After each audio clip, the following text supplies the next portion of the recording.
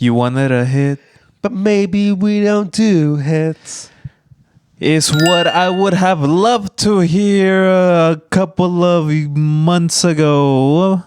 But what you are hearing now is Dove Weather. Welcome to the show. This episode we talk about Station 11, but actually, look, some of us are going through some shit, and we want to be vulnerable on mic, so we did.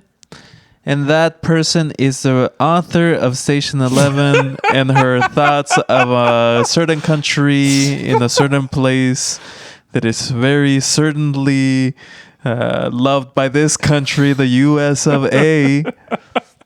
So please listen to all of that talk and all of that vulnerability. This is the episode that you will tell your friends to get into. Give us 5 stars. Follow us everywhere, please. It really helps out the show. And keep an eye on social media. We may have some big announcements coming.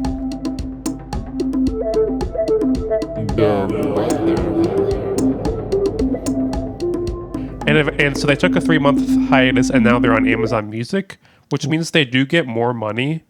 So, like, in the end, it's a win for them. They can't really sell out because, like... They never had any integrity. Exactly. Exactly. It's, like, really excited that, like, someone from Amazon Music emailed him that they have an ad in Times Square, that there's a big flashy ad there. So that shows, like, what his priorities are. I see every once in a while... People be like, oh, I'm Tim Pool and I had a ad in Times Square. And I'm like, there are 2 barriers to having an ad in Times Square. Money and emailing the chamber of the fucking chamber, the council or whatever the fuck who runs that whole area is. That's the barrier. Yeah.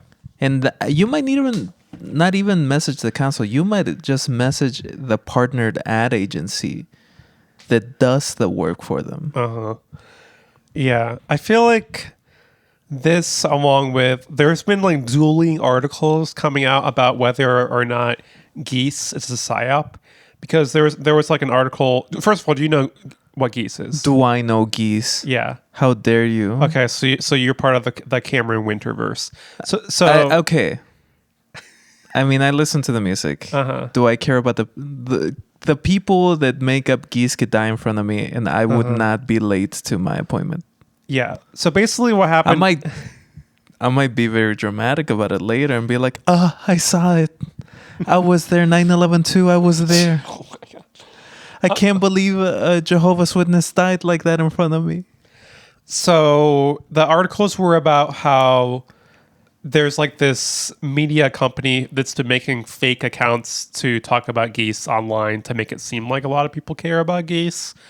And so the responses to this article have been a mix of, oh, this is really stupid. I hate that this is how modern bands get big.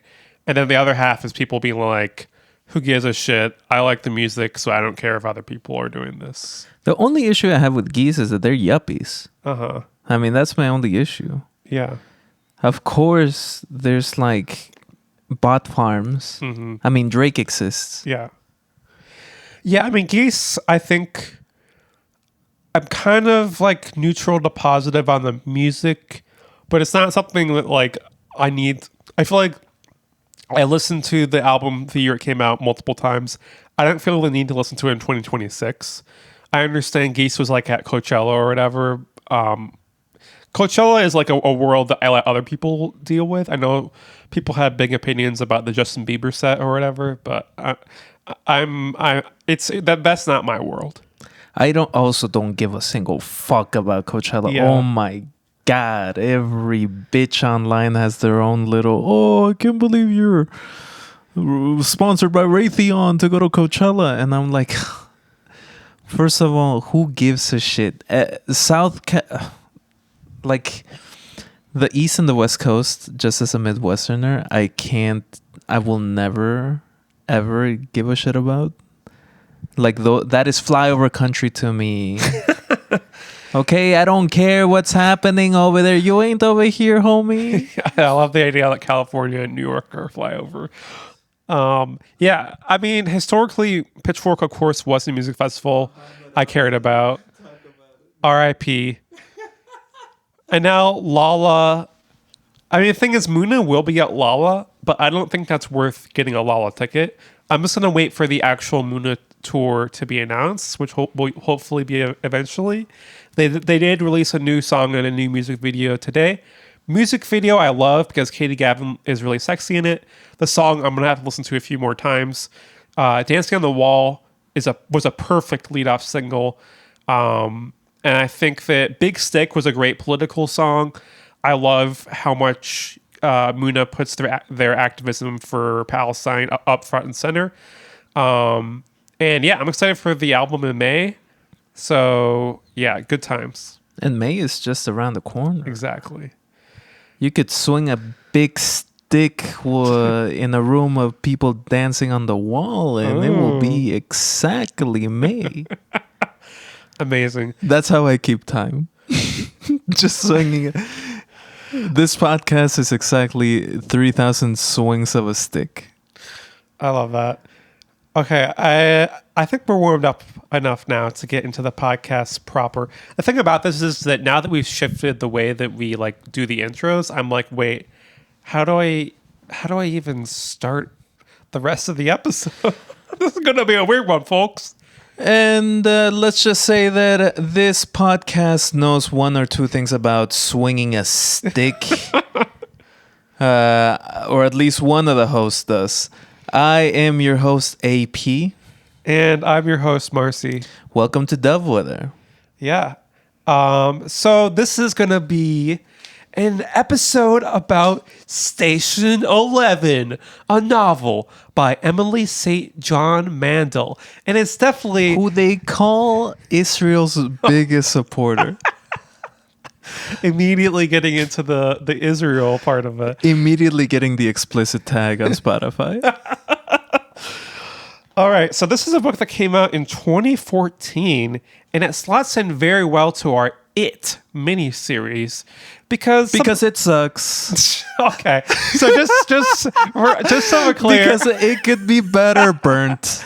just so we're clear, I like this book. You didn't finish the book. I didn't finish the book. I'm gonna go ahead and say I hardly even started her. But we've both seen the TV show, so we have thoughts on kind of the relationship between the book and the TV show, even if we haven't finished the book. But I will tell you this episode is going to go in a strange direction. So don't throw your phone into the ocean yet, because this is actually a bait and switch. We're actually not going to be talking too much about the book. We're going to be talking about something else. You might think, listener, you might think, AP, you didn't read Dr. 11, chapter 1 through 35, or Dr. Station, whatever his name is. And the answer's no. The answer's no. You know, I watched Hamnet. I know how this book goes. I did like that it mentioned Hamnet, even though that movie's kind of like a 2.5 out of 5 for me. I know you liked it more. I was like, oh, cute. 2 out of 5? 2.5 out of 5. 2.5 out of 5. It was my least favorite of the Best Picture nominees that I saw. Of course, I skipped F1. Okay. Yeah, I mean, look, I actually liked. I went into it thinking it'd be worse because friend of the show Michelle gave it 1 out of 5 stars, and I was like, okay, I actually liked that more than I thought I would. I liked the ending of it. The ending of it was fun.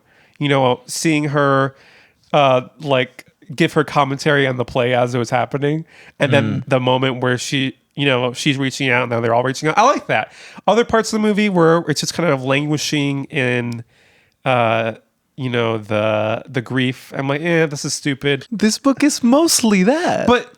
But yeah, I mean, the thing I like about it is that it's not maudlin. You know, it's like Well, first, okay. Well, I'm going to take a back step and say that I really like the TV show, and I like the TV show more than the book. So I do have critiques of this book, and it's interesting to kind of come at it this way. Of I watched the TV show as it aired, and it aired between 2021 and 2022, and at the time we were all like, oh my gosh, we're living through this right now. Some people couldn't watch it because they're like, I'm already experiencing the pandemic. I don't want to watch it too. But it was so good that it cut through.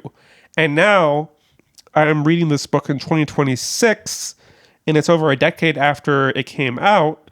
It's like 4 years after the TV show came out. And it's kind of interesting because oftentimes I was kind of viewing it more of a reverse adaptation of like, oh, I'm already familiar with Mackenzie Davis, her performance as Kristen. You enjoyed the Station 11 novelization. Yeah, exactly. But then I was like, I liked it more on the TV show when they had the great child actress playing her as a kid, and they had her palling around with Jeevan. We only got to see that a little bit in the book. So I'm like, good job, adaptation. Yeah.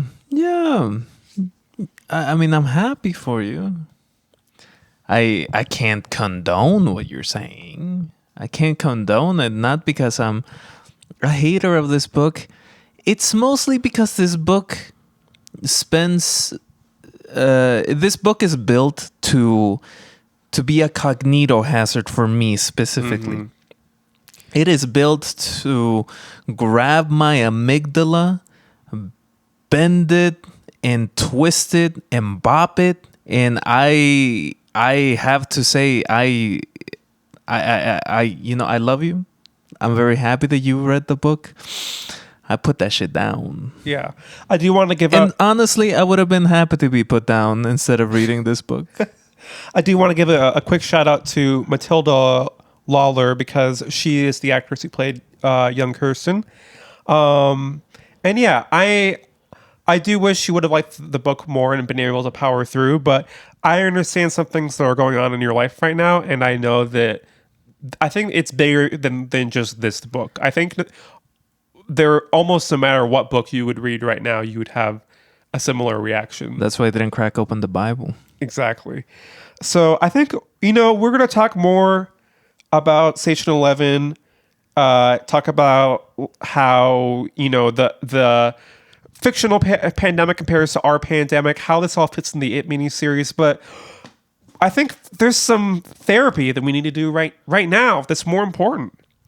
Yeah, we have to get on our station and crank it up to 11. Exactly. R.I.P. Rob Reiner. So... And our station is sad baddies. Our station is medicated baddies. Yeah. So, look, the world is going to shit. And, you're trying to make yourself better. And some of these medications aren't doing what they're supposed to be doing. And look, I'm gonna be the first person to say it is not hormones. Mm-hmm. Yeah, we're not getting trans AP yet. This is not a forced feminization podcast. But we might be getting neurodivergent AP, which we've had episodes about how I'm neurodivergent and you're neurotypical. That may be changing. Yeah, some might call me neuroduro. I love that for you. Or maybe I should pronounce it in the right way. Neuroduro. Ooh. Duro means hardened. I know. Oh, I know. Okay. It was in my Duolingo this week. Okay. So I have a stiff brain, by which I mean I have a brain that doesn't really work the way that it used to. Mm-hmm. Longtime listeners of the pod will remember a certain event in my life in which we call the hit. Yeah, NBC's The Event. And let's just say it's not because I'm in Spinal Tap. Nope. It's not because I am Christina Aguilera. Absolutely not. It's not because I'm Mariah Carey dropping Fantasy. It's not because your LCD sound system, you wanted a hit. And look, I don't really do hits. Uh-huh. Yeah, it's not a hit that I'm very proud of or grateful for or even like to really think too much about. And I didn't want this hit, but it is the reason why I developed this idea of the It miniseries. Because in the It miniseries, it's all about wanting something to happen, a seismic change to happen, for the Georgian flu to arrive, and for 99.99% of people in the world to croak, and so I could finally be the fifth piccolo in the traveling Hamlet fucking troupe. It's very real to me.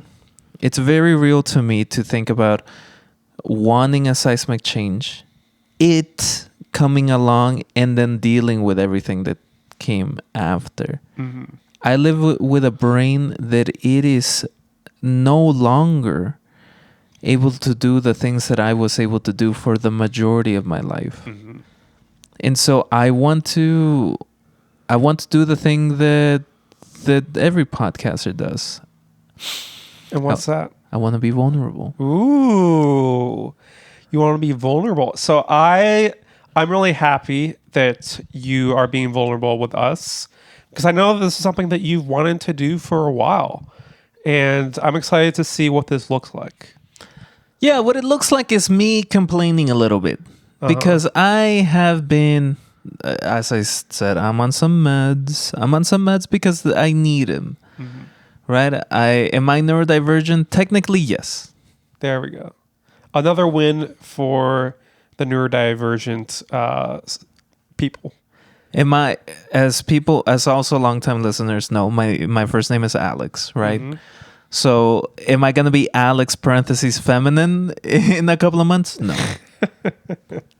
No matter how much Marcy's like, oh, you would look great in this dress. I mean, we turned you gay first, so it's only a matter of time before we turn you trans. Was Nomi in on this? Nomi was in on it. That bitch. I used to be straight. I've changed so much. You really have.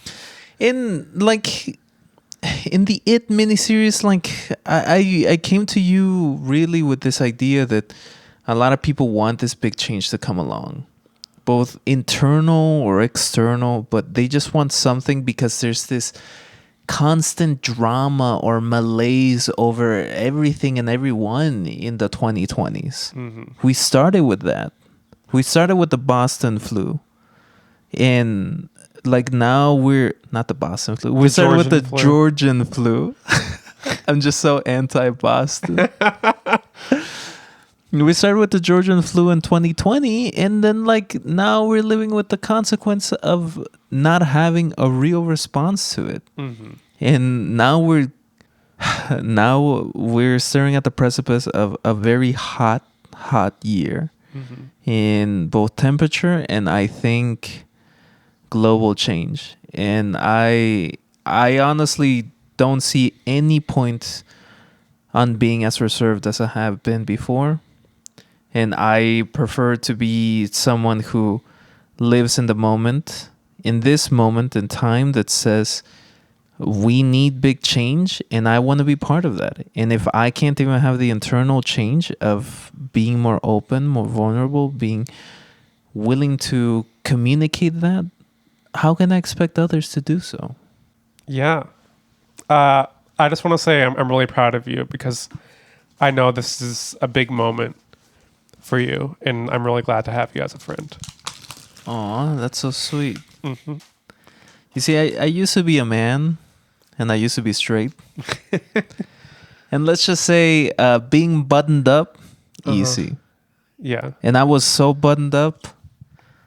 But now, that's just gotta not be the point. I was telling you earlier, I've been listening to a lot of Caleb Heron lately. And him and I feel like we're both, I feel like there's a kinship there. Yeah, you're two peas in a pod. not talent wise, but like kind of like, you know, like we're kind of like thicked up from the waist up and from the waist down. Am I right, ladies? Ladies and all the ladies are face palming right now. yeah, me and Caleb Heron talking to the lady. And so like I've just enjoyed seeing him not to say everything in his life, but like him, Las Culturistas, like other creatives that I'm a big admirer of. They're just kind of talking about their emotions openly, and that's what I'm about to do from the top rope. Love this. Yeah, so this is a very emotional episode. So grab your tissues for multiple purposes. Grab your tissues, put down the towel, and yeah, put Grinder on away mode. Yeah, put it on away mode, and then once you finish the episode, you'll be ready to turn that back on immediately. Be like, I just listened to the best podcast episode of the year, and if you come over to my house, then I'll tell you what it is. Look, you've known me for a handful of years now. Yeah. Upwards of maybe 2 years. I would say more upwards than that, but yeah. You've seen me be buttoned up, right? Like I'm not coming out of this from nowhere. Right? Yes, but I feel like at the same time, the place where we first bonded was at parties, where you were like teaching people how to take tequila shots. That's right, ladies. So when I think of you, I don't think of buttoned up. But you know what I'm saying, though, right? Like, it's not like if I'm some special creature that has like a story that needs to be said. Mm-hmm. I just happen to believe the exact opposite. I don't have a story to say. That's why I don't say anything. Mm-hmm. And like, but like, you've known men your whole life. Unfortunately. There's a lot of men that just don't talk about themselves. Mm-hmm. Like, for real, for real. And I think that's why being a trans person is so liberating, is that most of my friends before I transitioned were male. And now I've been out as a trans woman for 5 years, and most of my friends, you're one of my only male friends. So I'm one of the good ones. So I'm used to like being in environments of women and non-binary people where we do talk about our feelings. So yeah. And the thing is, like, I've had a lot of strong male friendships where we do talk about our feelings. Mm-hmm. It's a question of not having a consistency, though, throughout my social circles, throughout my friendships. Mm-hmm. But like, I could tell you that in the last week, I've talked to 4 people who have been like, oh yeah, I'm just struggling. I'm struggling so hard right now. Mm-hmm. And I'm like, I don't talk about my struggles with you or with other people. I might not hide them, but I don't verbalize them. I don't talk about them like as if they're the topic of conversation of the moment. Mm-hmm. I'm looking for Saga Talk because I can. Here's Saga Talk because I can tell we're having a struggle sesh. You know I'm an MLM, right? A male-loving man. Yeah. Definitely. You know I'm an MLM, right? A Mexican loving movies. You know I'm an MLM, right?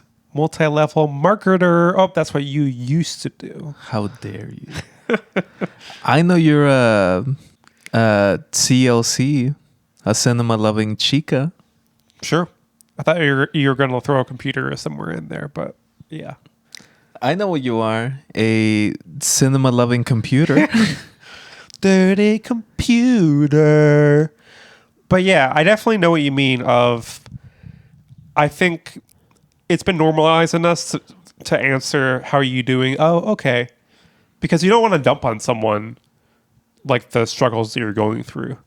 But I think at a certain point with capitalism just continuing to tear people to shreds, of our government waging a war in which they are threatening to wipe out an entire civilization, our struggles aren't something that we can really hide from each other anymore. No. I mean, how could we? Like, I know people who are doing okay, sure. That doesn't mean they're going to be doing okay in 6 months. Like, there's a material reality to what's happening in the Strait of Hormuz. One of them being economic, like, hits, not the one that I had, but like economic hits that are going to be felt in time. Because there's just a material reality that says if this oil material cannot get to the refineries so they can power the things they need to power and also produce the oil byproducts that you need, like stevia, you're gonna have a bad time. Yeah. And I think it's like part of why last Tuesday felt so big is for the first time I was seeing a lot of people really grapple with the fact that like this war could like end all of our lives. And of course it's like in the biggest way possible of like Trump dropping a nuke and then more nukes falling on us. But I think it's like even in less, ginormous scopes of like the economic impacts. Yeah, it's... Which is real. Yeah. Which will happen. And there is, check this out, no going back. There's a... Part of me has always wondered what is going to like detox the American state out of cars, out of oil. I never thought it would be a war with Iran. Yeah. I mean, it's frustrating because I feel like there's a lot of, I think a lot of us thought that COVID was going to be something that, especially when we were all protesting the police murder of George Floyd, we all thought we're not going back. But I think a lot of people did want to go back, and the stranglehold that corporations have on our society is not something that's easy to defeat. And that means that there's going to be big pressures to go back, but eventually something has to give. And, in my opinion, that's revolution. But yeah, it makes me want to ask, because you said that you can't sit here and not speak into the world change. You are someone who is very politically involved. You do a lot of housing organizing, and you do show up for your community. So what is it that you see yourself doing that you're not already doing? Yeah, good question. I know a lot of organizers. I know a lot of organizers that I respect deeply. And I know that a lot of people are doing what they need to be doing. What I know now in 2026 is that it doesn't matter how much I'm doing and the people around me are doing. The system is so large that there needs to be literally hundreds of thousands of more people doing this. And so if I were to say, what am I doing now? I'm focused on trying to get the hundreds of thousands of more people in Chicago doing things. Yeah. I think we've kind of been aligned for a while that like individualism is not the answer. Especially because I think I've definitely felt guilt over not doing enough. But then it's like there have been times over the last 5 years where it felt like I was doing a lot of things, but then it did lead to burnout.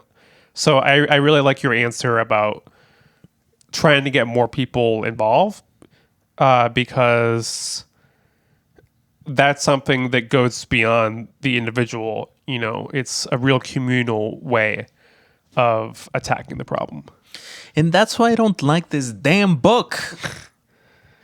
This damn book's all about the me. Oh, I'm the fourth Piccolo in the troupe, and oh, I'm so sad. Oh, and I used to be an actor in Toronto. Oh, the theater capital of Canada. Well, I guess my rebuttal would be that I do think that a significant part of it is like the communal action of making art together, because with the traveling symphony, you have people who are performing Shakespeare or playing instruments, and they can't do it by themselves. They have the whole troupe. Yes, they do have their petty grievances with each other, but I mean, I think that's true to life. Think about how many petty grievances there are in political organizations. Like, I think those are things that aren't going away. Imagine how many petty grievances we have in this podcast. So, to me, that aspect feels really sick. The person who's most nostalgic for Toronto dies in the beginning. It's just that the way that the story is told, we return to his perspective throughout the book, because his life kind of connects a lot of the other people's lives. It connects to Jeevan, it connects to Kirsten, and it connects to the prophet. Like, that moment is kind of like the nexus for all these characters. It connects to Miranda, and she's the one who created the comic book Station 11, which, and so, but at the same time, I think that Arthur, and we were going to get to it eventually, Arthur is one of the main characters who's mentioning Israel, Jerusalem.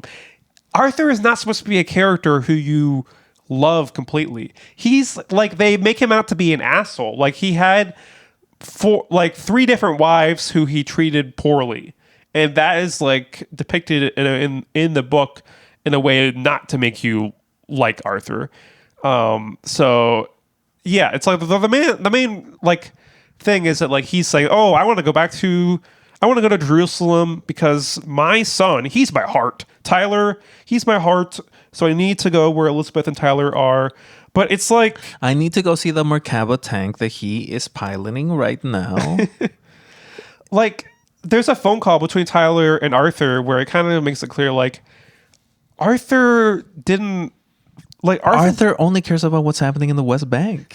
Arthur promised to visit Tyler for his birthday, and then he forgot about it. He's not a good dad. Him saying that Tyler is his heart is his way of mythologizing to make it seem like he is an okay person, but in real life he's not. And because this was released in 2014, Tyler was like, I think the U.S. Embassy should be in Jerusalem and not Tel Aviv. And then a couple of years later, bam, if the Georgian flu didn't swing by. It is funny because Tyler does become the leader of a cult. He he has 2 books, the Bible and Station 11. And he's like, okay, Big ones. That's all you need, listener. I can cook with this. And then he becomes like a cult leader who like kills people. He goes around saying, I am the light. Has like 5 different wives, and most of them are underage. So again, not a character that Israel you're supposed hours. to like. All right, well, good. We talked about the book. Good job on us. We talked about the only thing that like matters, I guess. I don't care about anything else, I guess. This woman who wrote this book, Emily, I don't know what her thing was with that country over there, but I don't know. I would hate to see what she's tweeting about these days, or what she's Xing about it these days. Yeah, so I would hate to know what Grok is responding to in those replies. The context for this is that when I searched her name plus Israel because I knew we were going to talk about this, and I did find a bunch of tweets of her talking about going to Israel firing a gun in Israel. Oh my. So there's definitely something there, but yeah. I mean, the thing is that like less than 1% of this book is about Israel, but because Israel committed a genocide in Gaza, because Israel because Israel is a huge reason why this war is happening in Iran, we can't not mention it. No, no. I mean, we can't not mention it to the point that, like, I've been one of the reasons why I was like in the position that I was mentally for the last week or 2 weeks ago, I should say, was because I just it's been weighing on me. This war has just been weighing on me. It is the thing that a lot of people, a lot of neocons wanted. Bombing Iran happened, and it's only been bad. Mm-hmm. It's only been bad. Yeah, and you're someone who pays, I would say, I mean, you told me yourself that you pay more attention to this war than like 99%, or I don't know what percentage, but you said something about like the that. same amount of people that died because yeah. of the Georgian flu. Yeah, if you want to get like a real dark with it, Tyler basically creates this religion because he's like, oh well, we were saved, like we're the people who mattered, everyone else deserved to die, and you could like draw a parallel of like, well, you're paying attention to the war, you're going to be saved. So tell me more about like what this has been making you feel, especially I know you told me that like you wake up every morning and you spend 30 minutes reading about the latest news. Yeah. I have like a routine of reading like Al Jazeera, the AP, the Guardian, and then scrolling a handful of like subreddits, none of which are useful. None of them which are useful for me to like feel like I can affect change or make things better. The reason why I do it is because I feel like I'm waiting for the it to happen. Like I'm waiting for the it to happen, but it is so undefinable to me that it can be becoming the computer. It can be the comet swinging by and eliminating life outside of a lead-based structure. It can be the French cop causing damage to people in the Parisian suburbs and leading to like my buddy dying. It could be anything. It could be anything. It could be anything. And I'm just at a point where it doesn't even make sense for me to pay this much attention because I know that collapse is a process. And the revolution is also a process. We've talked about this a little bit, but there's not going to be a moment where we get the notification that says, oh, you don't got to worry about your taxes anymore. That's never going to arrive. You know that looking at Reddit is not helpful for you. So my question is, why do you look at Reddit if you know it's not helpful? What I mean is that it's not helpful because it's not... the same thing with the notification. I'm never gonna see the person getting their updates that says, hey AP, you don't have to worry about whether or not you can find yourself a little partner in the next couple of weeks. Mm-hmm. That's not it. Because it's no one knows the future. No matter how smart you are, no one knows the future. No one can assume what the future will actually be. And people in Reddit love to prognosticate. They love to do that. Yeah. I've been pissed at prognosticators in much less like important fields. Like, people prognosticating about TV seasons in between seasons has gotten on my nerves because like, okay, I'm going to give like a very stupid example. Survivor Australia. They got rid of their host before this season, JLP, and all the commenters were like, "Oh, I love JLP. It's not going to be the same without him. The whole show was him. And I was like, what are you talking about? I don't watch Survivor for the host. I watch it for the contestants. Some of us watch it for the Golden God. Well, Golden God is the new host. And the thing is, yes, people were critiquing him at the beginning of the season, saying like, oh, he's putting on a too deep of a voice. He doesn't feel natural. By the end of the season, of course, people like him. Like, what do you expect to happen? So I'm angry at these commenters. And I can tell in the same way that maybe you reading all these comments isn't healthy. Probably me reading all these comments isn't healthy for me too. I guess the difference is that it's about something ultimately trivial. I would say that there is no difference. I would say that there's no difference because you don't control Survivor Australia. I don't control what's happening in Iran. We're both equally powerless and we're both equally spectating. All right. So returning to what you said about like you're waiting for the it to happen, but you don't know what the it is exactly going to be. And part of that is because when the it happens, one of the its could be us immediately all dying. We won't get a push notification. It'll just happen. But at the same time, I think there's like intermittent its. Like one of the its was when the war started. And I know that like you have been like talking about the potential World War III for a long time, like before last year. So yeah, I mean, it's very strange to... Let me just say, not as a prognosticator. I was not prognosticating. I was just talking about things are really screwed up. Why don't we return to you wanting to be more vulnerable? This moment, is there something that you really want to say that you think AP a year ago wouldn't say because he wouldn't have the vulnerability to say it? Yeah, good question. I think saying I'm on medication, which feels like a little bit of a cop-out because like every podcaster's on medication, like you're not podcasting because you got it going on up here. You're not podcasting because you think you have the mental capacity of the most perfect human being ever, like let's say Son Goku. Like you don't.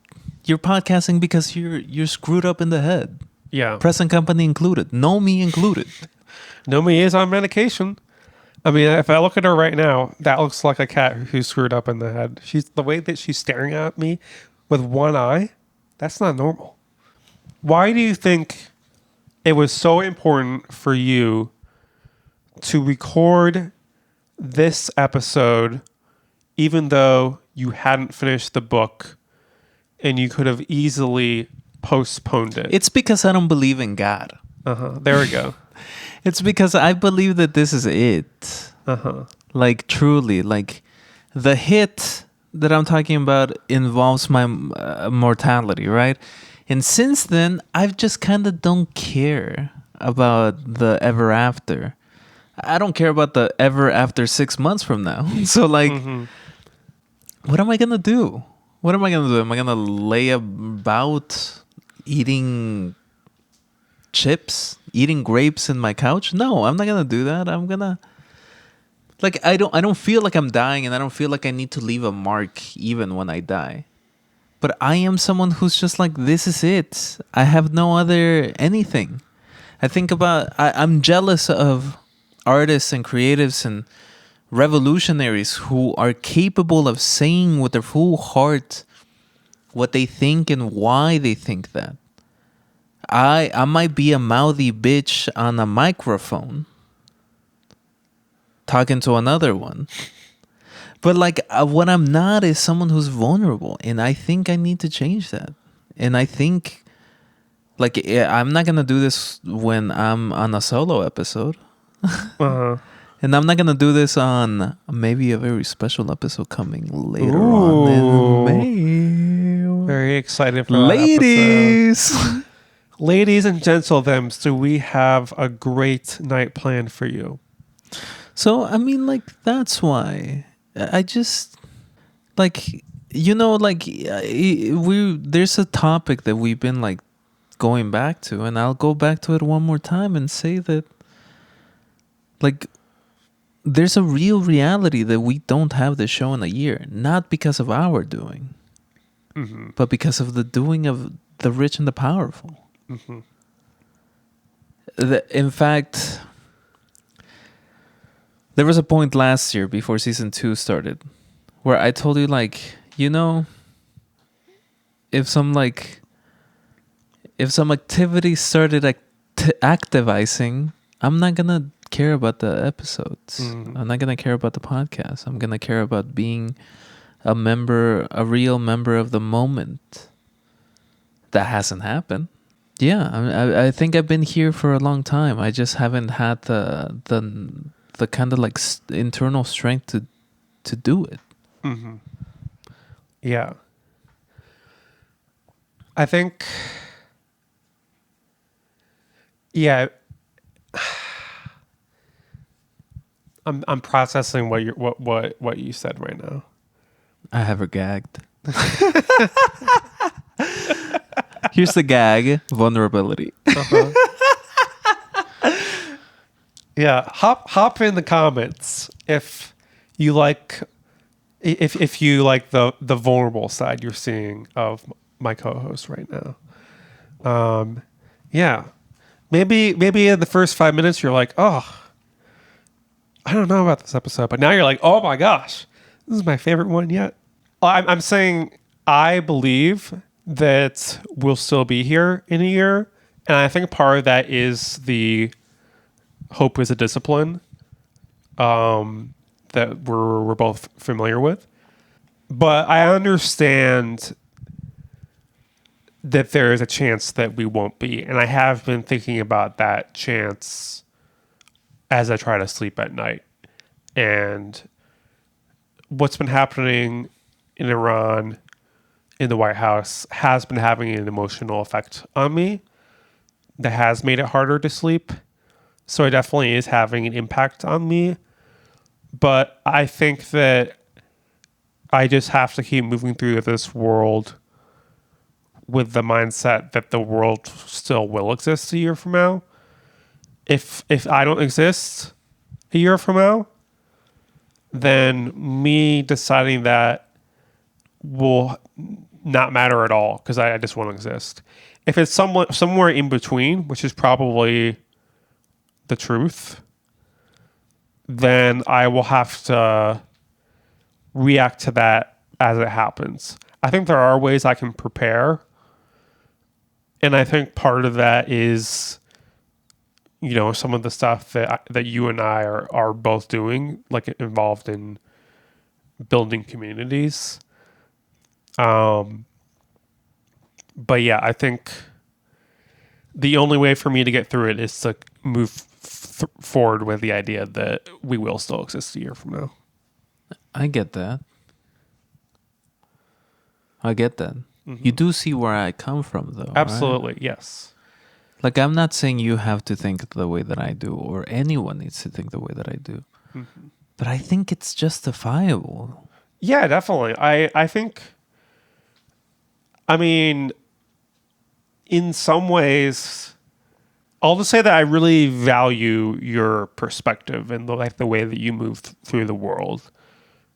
And yeah, so it's not like I think I definitely have a different way, but yeah, I'm definitely happy that it's just like another reason why I'm happy that we're friends. Oh, it was the friendship we made. I love it. Maybe it was. Like, I'm happy that we're friends too.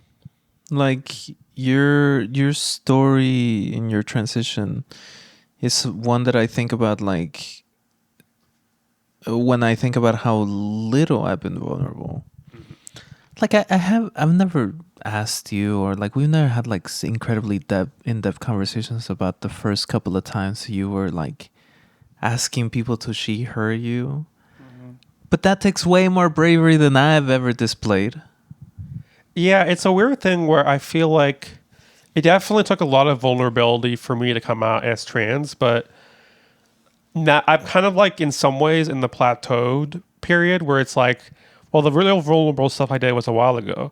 Yes, it was there. There was a lot of vulnerability involved when I got my surgery, and when I told people about my surgery, both one on one and like online. But yeah, it's a weird thing where, and I think, and I've talked about with you that sometimes I feel a distance between myself and my emotions. I wish I cried more and stuff like that. So yeah, I definitely think, and part of being trans is that like the transitioning doesn't finish, but it can take longer than you expect. Like I think about wanting more out of my life.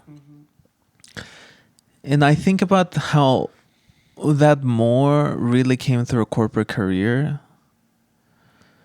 And like I don't want to ever go back to a sense that like the corporate life is the key to getting more, because that doesn't exist anymore. Like just fuck whatever I want to do with my corporate career. It really just doesn't exist the way that it did 10 years ago when I started it. And I don't really know where to go without being... I know that like to add energy to one thing means to remove energy from another. And I know that I have to be more vulnerable. I have to offer up something for this more to arrive, because it will not arrive through a paycheck with some fancy name on it. It's going to arrive because myself and you know me offer up something real.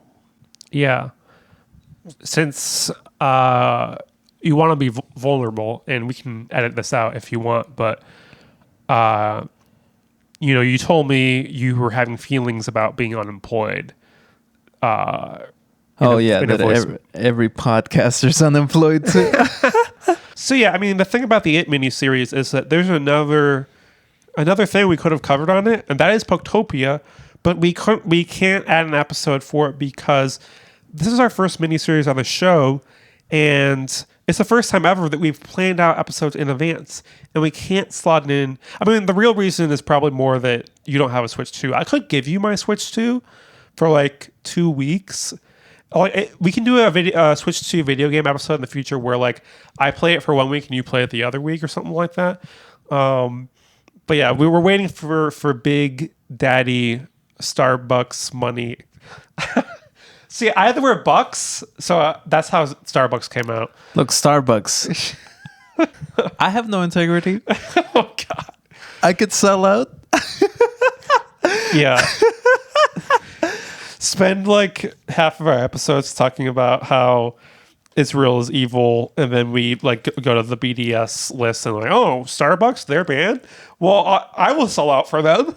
They're calling this the most shadow bannable episode.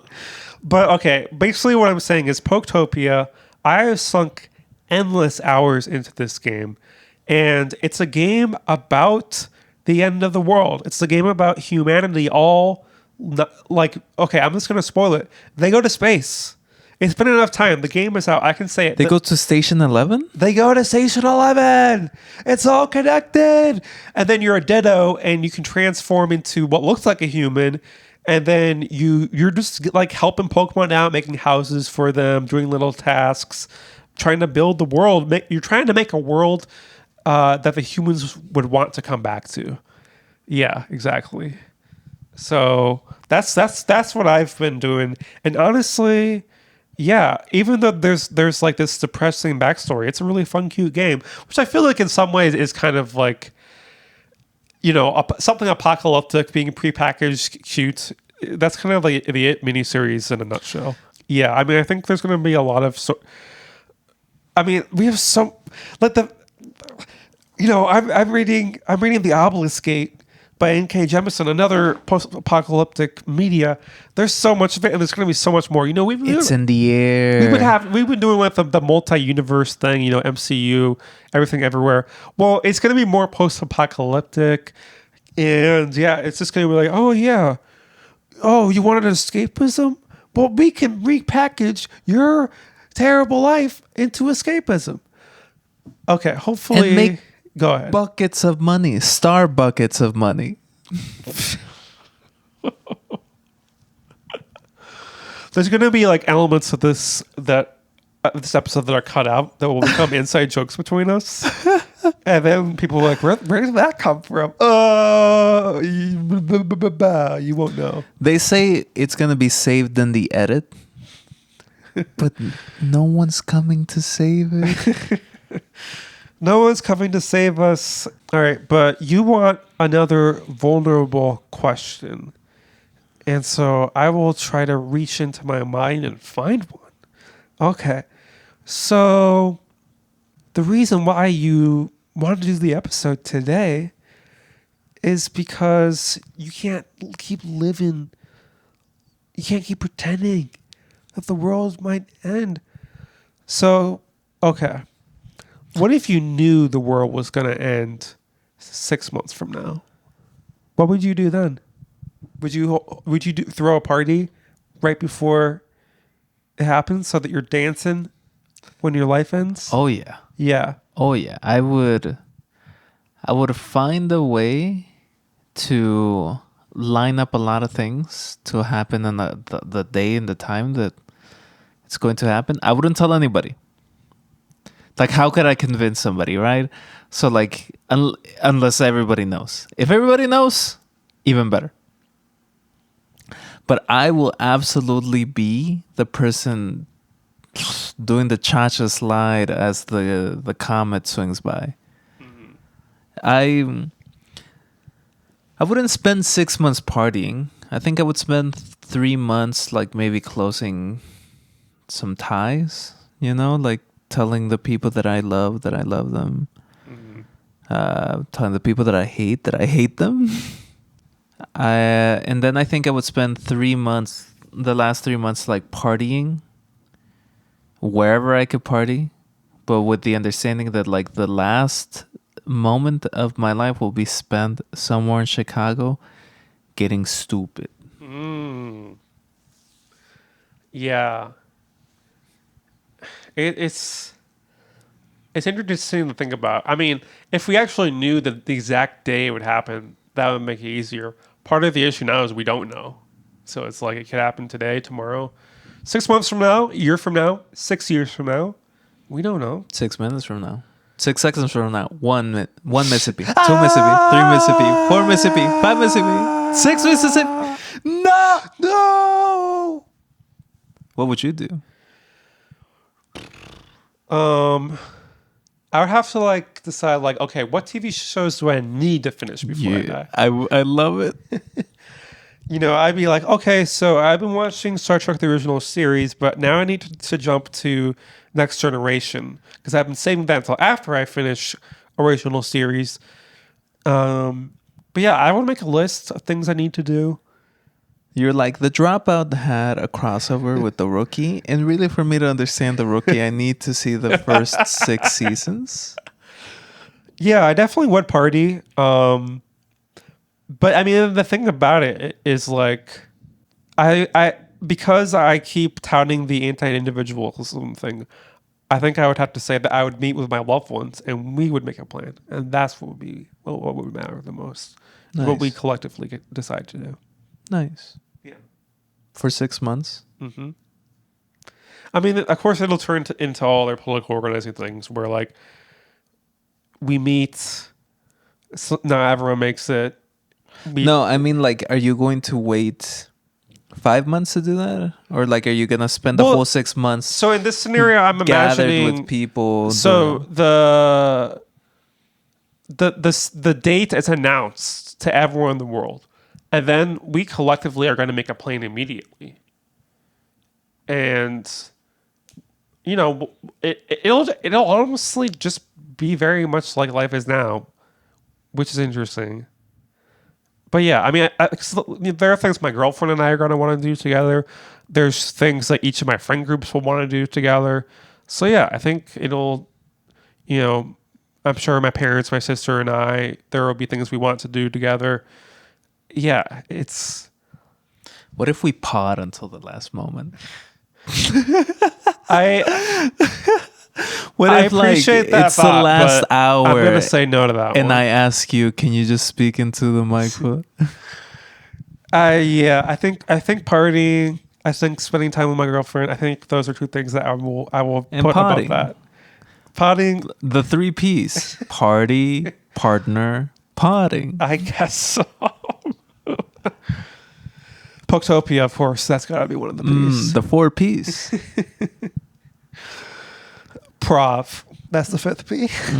Progesterone, the 5th P. But yeah, I mean, it's interesting because Station 11 is a book about what happens after it, and right now we're talking a lot about what happens before it, because the main it we imagine right now is an it where we all don't exist after it, but there are a lot of it's where we will exist afterwards. And this book is all about that. It's about the after the collapse. And honestly, it looks like a really bad time. You're like, oh, I gotta like watch Midsummer Night's Dream again. No, this is the worst existence I can imagine. Oh, and the beef that you will appear because someone's trying to be an actor versus being a musician, and it's just gonna be like, oh, stay in your lane. No, it doesn't matter that there's only 1,000 people in the tri-state area. You will have to play the fifth. You will have to be the fifth celloist. Sorry. See, this makes me want to make it after it with you, so that I can point out, like, oh, see, the book was right. Station 11 was right. People still do have these petty grievances against each other. What if we are the final podcasters after the year? Yeah, and like everyone has, like, literally we're the only one on any streaming service that's updating, so everyone's feed is just us. Would we have to cover every type of podcast? We're a movie podcast, we're a sports podcast, we're a political podcast, we're a news podcast, we're a lesbian podcast, we have to be everything. I like the idea that no one could become a podcaster. No one could like fill the hole where it's like, we got this entire like media locked up. We're not going to give the keys to anyone. So it's just us forever. We would have to be the Republican podcasts of the after the it happening. And honestly, I think we have the chops for it.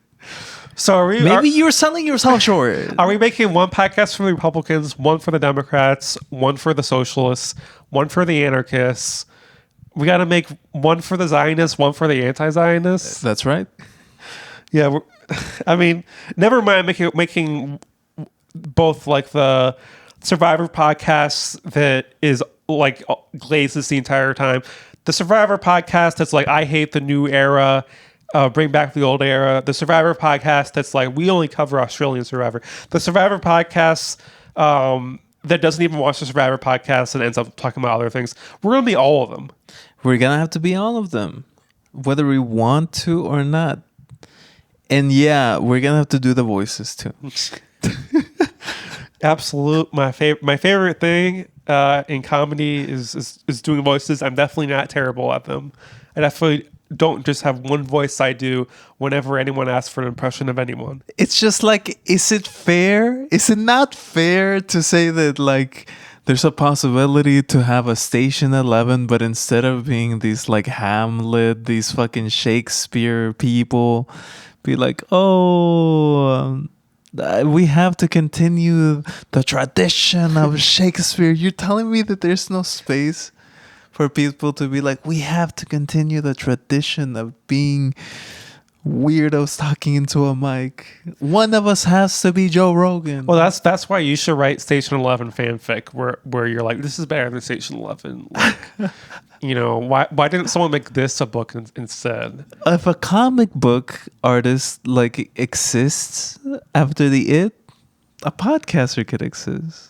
Well, of course, the literal issue is that they don't have electricity in the book until the end. They see a city that has an electrical grid at the end. So then, we'll be okay. So basically, what we're saying is, podcasters couldn't be in this book, but we can be in the sequel to the book. Okay, do you want to be the podcaster at the end of the world, or do you want to be the DJ at the end of the world? There's literally an REM song called "I'm Gonna DJ at the End of the World." Or do you want to be the film critic at the end of the world? I'm gonna let Michelle do that. Okay. Yeah. Well, with that, listener, we could tell you that, yeah, I might have a real sense of disaster within me, but that doesn't mean I don't have any hope, because hope is a discipline. That's good to hear, because there's a part of me worry that you'd just be like, I can't do Hopecast this week. No, I mean, I can always come up. I can always hope it up. All right, well then, why don't you start? I think that's the thing that's bringing me hope is the medication. One of the reasons why I am more vulnerable is because I have been, for the first time since the hit, I have been able to just think clearer, be clearer. And I have cried about this. I have been so moved by this that it's made me realize that healthcare is not just a human right, but it's got to be something woven directly into the fabric of reality. It needs to be. We are screwed in this country the way that we treat healthcare, and I thought I knew that. But taking this medication has made it abundantly clear that I don't know shit about it. Or maybe I should say, I haven't felt enough about it. I like how your Hopecast is, we are screwed. No, my Hopecast is that I understand now that there's way more to fight for. It does remind me of why when we were canvassing for Bernie, it was our Bernie story, which is basically just taking your personal trauma, talking about it, and being and that's why we need healthcare. Because then you're connecting with people. And in that sense, having something happen to you directly, you may intellectually know it, but now you emotionally understand it way more fully. Yeah, I do. I really do. All right, so my Hopecast. I think my Hopecast is mostly things I'm looking forward to, and some of these things could be easily taken away from me if Trump does start nuclear war, which is why I do have to hold on to these hopes. One of those is that I'm taking my girlfriend to my childhood home for the first time this weekend, and I'm really excited for that. And the other one is just going to a concert with her a week from today, actually, that we both are excited for. Actually, Haley Williams. So yeah, I think my hope is just the things in the future that make me excited. Nice. Mm-hmm. I would be, if I was going to see Haley Williams, I would also be very hopeful. I'd be whatever I could do, I cannot die.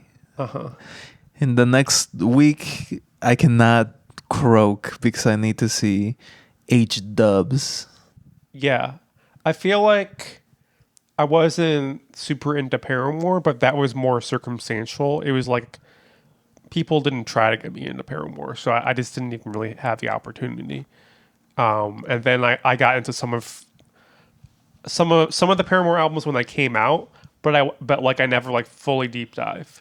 And then her latest album came out, and my girlfriend and I were both a really big fan of it, and it just made sense to buy tickets. So yeah, It's so sad.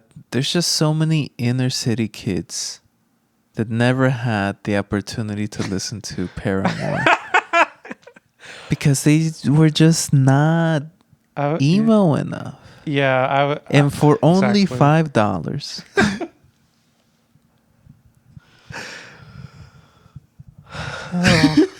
It'd be so easy to make an Ian Cohen reference right now, but no, we are ending the show. Thank you for taking this journey with us in our most experimental episode, maybe ever. I'm really glad that I get to do this podcast with you. And I'm happy for you, our loyal fans who are listening. So don't forget to rate us 5 stars. Don't forget to follow us on Instagram And Bluesky and TikTok, and YouTube all under Dove Weather. for now. Yeah, how is it spelled? Yeah, good question. Weather in Dover? Yeah, it will be cold and overcast, just like every other fucking day of the week. Have you been trying to find our podcast, but you keep looking at the weather instead because you have ADHD? And like it says, what about weather? It's like, oh, therefore we have to... Are you one of our under age 30 listeners who is very much interested in weather and Dove Weather, but only one of them pops up? We feel your pain. Your pain is valid. It's real. Oh, wow. You know, we could keep riffing, but we got to end this. So we will. So bye. Bye.